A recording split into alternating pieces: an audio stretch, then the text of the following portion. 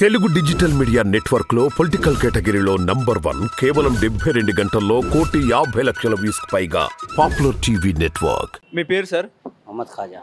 ఏం చేస్తారండి? వ్యవసాయం. ఇప్పుడు తెలంగాణలో అసెంబ్లీ ఎన్నికలు అయిపోయినాయి. ఇప్పుడు వచ్చేది పార్లమెంట్ ఎన్నికలు. రాహుల్ గాంధీ వర్సెస్ మోడీ. మళ్ళీ దేశానికి మోడీ ప్రైమ్ మినిస్టర్ అయ్యే అవకాశం ఉందంటారా? మోడీ అయ్యేటట్టు ఎందుకంటే కాంగ్రెస్లో ఐక్యత లేదు. ఐక్యత లేనందుకు ఆయన వస్తుందని ఆలోచన. అంటే కాంగ్రెస్ ఇండియా కూటమి అలయన్స్తో ఉన్న నేపథ్యంలో రాహుల్ గాంధీ కూడా భారత్ జోడో యాత్ర చేపడుతున్నారు. ఏమైనా ఫలితం ఉండే అవకాశం ఉందా? ఫలితం ఉంటే బాగుంటుంది, కానీ కాకపోతే వీళ్ళు విచ్చలవిడిగా విడిపోతున్నారు. వీళ్ళు ఇప్పుడు యూపీఏ గవర్నమెంట్ అంటారు కదా, పొత్తు కలిసి అందరం కలిసి చేద్దామంటారు కదా, వాళ్ళు అయ్యేటట్లేరు. ఎందుకంటే భరోసా అనేది తగ్గిపోయింది. మోడీ చేసే కార్యక్రమం ఎందుకంటే ఆయనను ధీటుగా నిలబడే నాయకులు లేరు. బీజేపీకి మోడీకి నిలబడే నాయకులు లేరు ఇప్పుడు ప్రస్తుతానికి. ఇప్పుడు మోడీ హయాంలో బీజేపీ అంటే దేశం ఎట్లా ఉందండి? దేశం మంచిగానే ఉన్నది. దేశానికి ఏమై అన్నీ చేసుకుంటున్నాం. దేశం అభివృద్ధిలో ముందంజలో ఉందా? ఉంది. ఇప్పుడు మోడీ పథకాలు ఎట్లా ఉన్నాయి? మోడీ పథకాలు అంటే ఇప్పుడు మోడీ పథకాలు ఇస్తూనే ఉన్నాయి, కానీ కాకపోతే ఏంటంటే ఈ తెలంగాణ గవర్నమెంట్లో మాత్రము ఇంట్రడ్యూస్ అవుతలేదు. ఎందుకంటే మోడీ ఇచ్చిన పథకాలు ప్రజలకు చేరేటట్టు లేరు. చెప్పాలి దాని గురించి.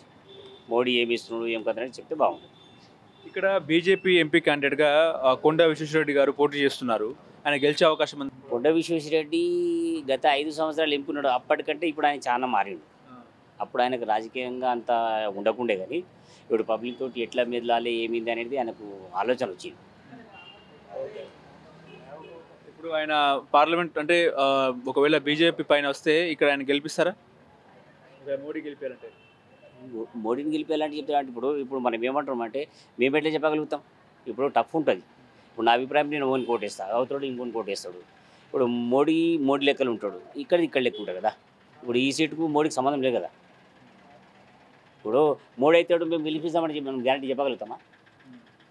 ఎన్ని సీట్లు వస్తాయండి ఇప్పుడు కాంగ్రెస్కి కానీ లేకపోతే ఇటు బీజేపీకి కానీ? ఇక్కడ తెలంగాణ ఉంటున్నా మొత్తం దేశంలో మొత్తం పైన ఎంత అనుకున్నా కానీ మెజార్టీ సీట్లు మాత్రం బీజేపీకి వచ్చినట్టు.